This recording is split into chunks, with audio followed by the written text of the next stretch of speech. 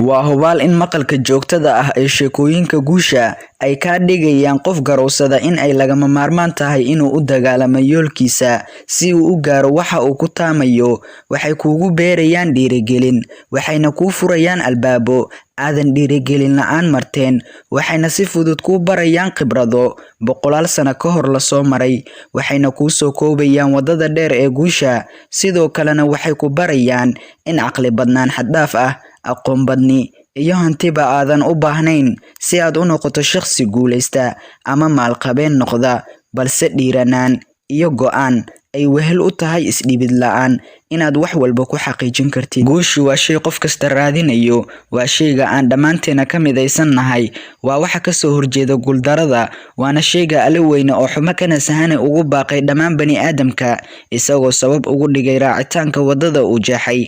Waana shayga ay ka sheekeyntiisu fududahay balse xaqiijintiisu ay aad u adag tahay. Waana waxa qof kasta inaga mid ah uu subax kasta ugu kala qabashada shaqo cayiman, taasoo uu aaminsan yahay inay wax un ku kordhinayso meesha uu ku socdo, ha yaraata ama ha weynaatee.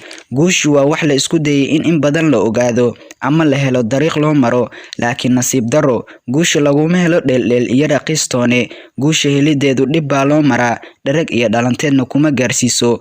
Waa inaad ka dhiidhidaa wax kastoo keeni kara dib u dhac, hamigaaga oo hoos mara, horu socodkaaga oo noqda mid aan wanaagsanayn, yadadiiladaada oo yaraata, hadaf la'aanta iyo kuwa ka jeedinaya xaqiijinta riyadaada ee ku niyad jebinaya. Waxa kaliya oo aad haysataa waa waxa kugu qaalisan noloshaada, waana maskaxda dabiiciga ah ee uu Alle kugu maneystay. Haddii aad koobto awooddaada, naftaadana aad ka dhaadhiciso meel ma gaari karto, xeyndaabkana ma dhaafi karto. Ha ka yaabin inay kugu hagto wadada guusha, ha ka dhaadhicin maankaaga waxaan ku talmoonayn iyo waxaan u qalmin. Waa muhiim inaad ka taxadirto ka weecashada wadada aad hayaanka u tahay.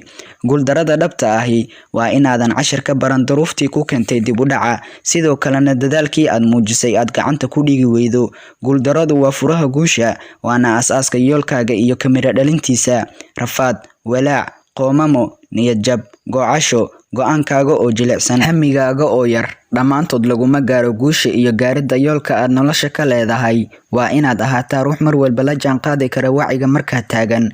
Guushana waxay leedahay jaranjarooyin loo maro, sida dabaqyada loogu sameeyo jaranjar ay u baahan tahay inaad u samaysato hadaf si aad u gaarto yoolkaaga. Waa inaad ahaataa guul u jooge, haddana wax ka barta guuldarada. Maalintaad cashar ka baran weydo guuldaradaada, ogow inay tahay maalintii aad ku fashilantay noloshaada. Haddaadan haysan dhaqaale, garab, gaashaan, waqti iyo qof ku caawiya, ha walwalin, hana iska xirin albaabka rajada. La imow qorshe kugu hagaya bartilmaameedkaaga. Ogowna guushu way soo dahdaa, guuldaraduna way soo degdegtaa. Muuji dulqaad, xilkasnimo, daacadnimo, runka sheegidda waxa aad doonaysid, alla ka cabsi, xaasidnimada oo aad ka dheeraato, inkirada dadka ku niyad jebinaya, ogolaanshaha wixii guul kuu horseedi kara. Waxaan kuu ballan qaadayaa guul aad miraheeda ku raaxaysan doontid. Ugu dambeyn daawade, xasuusnoo xigmadda oranaysa, guushu way macaan tahay marka aad garanaysid guuldaradaada.